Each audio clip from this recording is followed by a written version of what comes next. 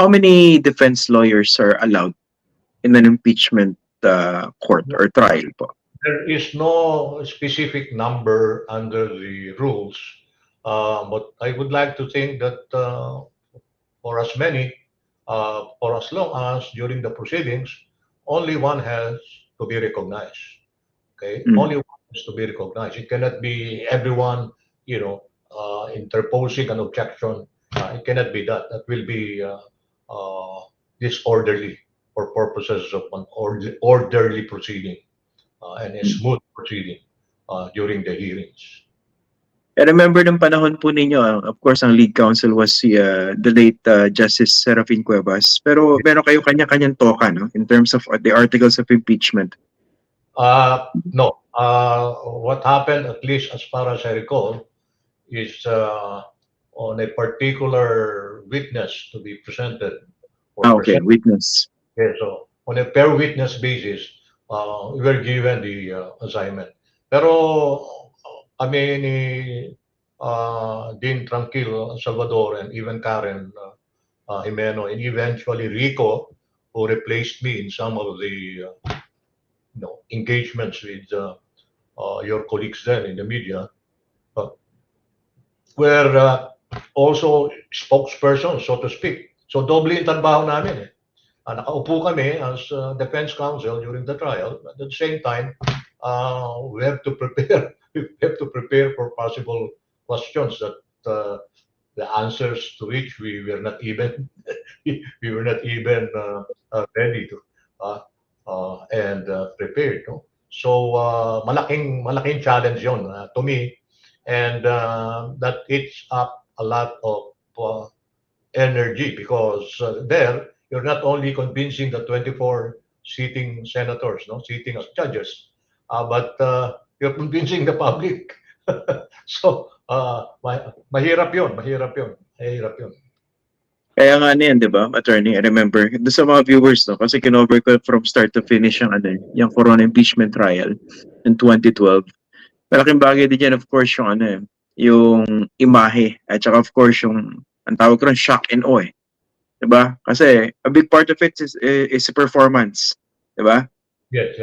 Tama po ba? Tama ka, Christian.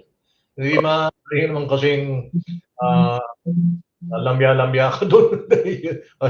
Hindi mo pinakikinggan, hindi mo sinusundan kung anong nangyayari. Kasi maraming very observant na at least sa gallery pa lang, makikita mo na yan, sa labas pa. Okay, sa labas pa. At ang problema nga, yung mga nasa labas, meron din namang bilang yung, alam mo na kung saan sila. Pro or against the impeached public officer, the impeached official, and again, political bias will come in, will play a great role. No? Kaya prejudice na rin yung kanilang pagtingin dun sa proseso at what will be the outcome that they will be the result of the proceedings. Kasi speaking of shock and awe, di ba, in the past, I think they floated the idea of former President Rodrigo Duterte lawyering for his daughter sa impeachment. Yes. So that would have been a shock and awe moment. Dahil dating presidente, at kung titignan natin yung naging huling pagpunta niya dyan sa Senado, tameme yung karamihan sa mga senador. So pag naglagay ka ng Duterte dyan, miski hindi naman siya ganun ka-articulate, pero yung di ba, yung dating, that can also help the cause of Sara. What do you think?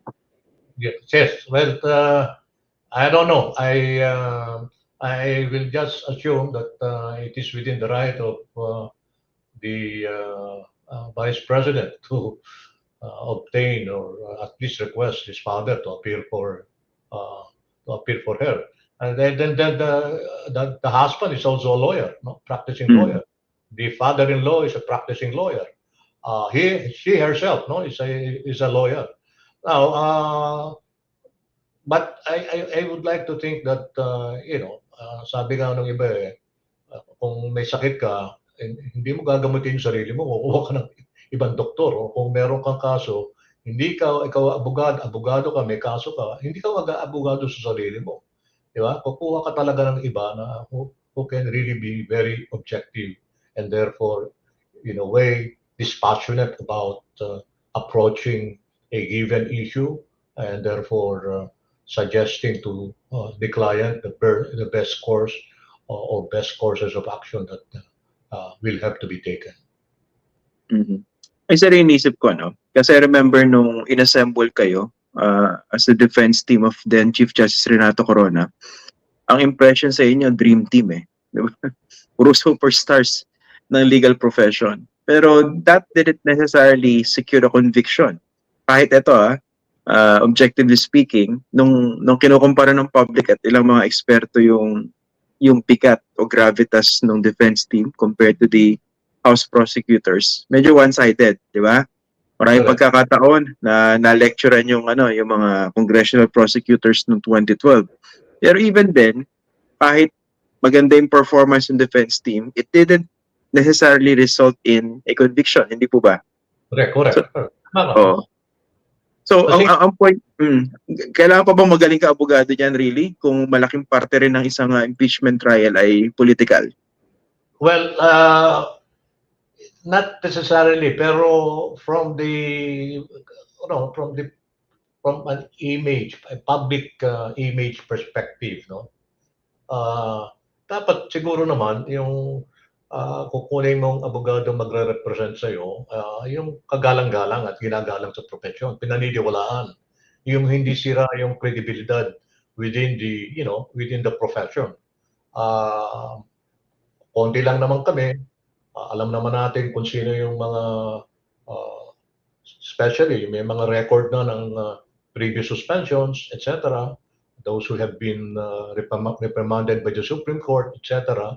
And those who can talk well in front of the camera, the media, but cannot talk well when it comes to trial.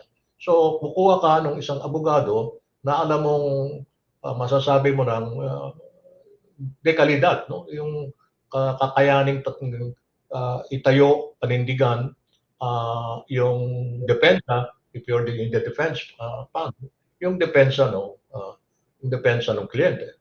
In this case, whoever the members or composition of the defense panel will be, as I said, will depend largely on the vice president, and I guess she will be consulting and will be given advice by those who care for her and who would like her to prevail eventually and come out clean in the process. Ito, bago tayo magtapos, attorney, no? Ito, malayo pa naman, no? Wala pa naman talagang trial, pero definitely mapapag-usapan to pagdating when the time comes. As a matter of rule, siguro kung kayo yung defense lawyer, dapat ba humarap yung mismo impeached official doon sa impeachment court? Ibig sabihin, to take the witness stand. Well, I think for most part, she should. She should, no? And that's what, remember, we presented the Chief Justice before.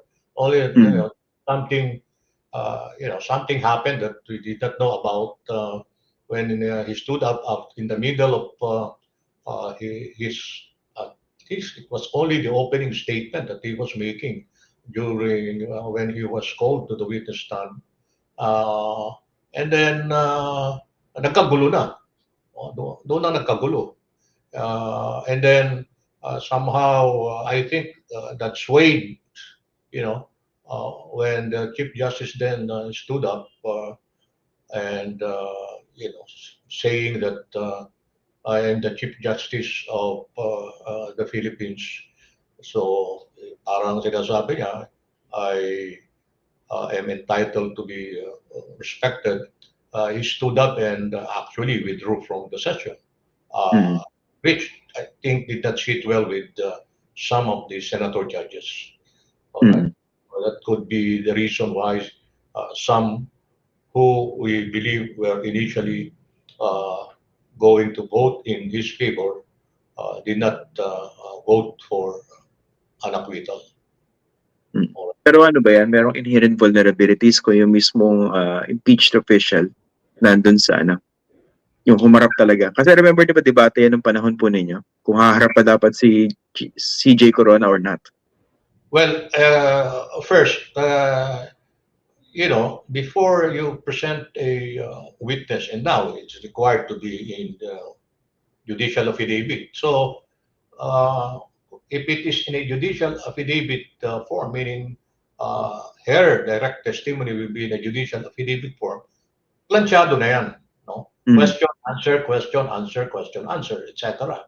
Ang susunod dyan, siyempre, yung cross-examination. After the witness, the Vice President, has identified her judicial affidavit, open yan. No? Okay? Hindi lang open sa cross-examination by the prosecution, open yan sa cross-examination mismo, pagtatanong ng bawat senador. Alright? So, ngayon, ang danger of question, sinasabi mong vulnerability, is will he implicate herself? Meaning, will she incriminate herself in the process of testifying? So that's where you should guard against, and the lawyers representing her should be alert, in posing an objection or interposing an objection to any question that may lead to that. And of course, it's going to be little what do you call this? It may become disorderly, arguing here, arguing there, why the question is objectionable, why it should not be allowed, etc.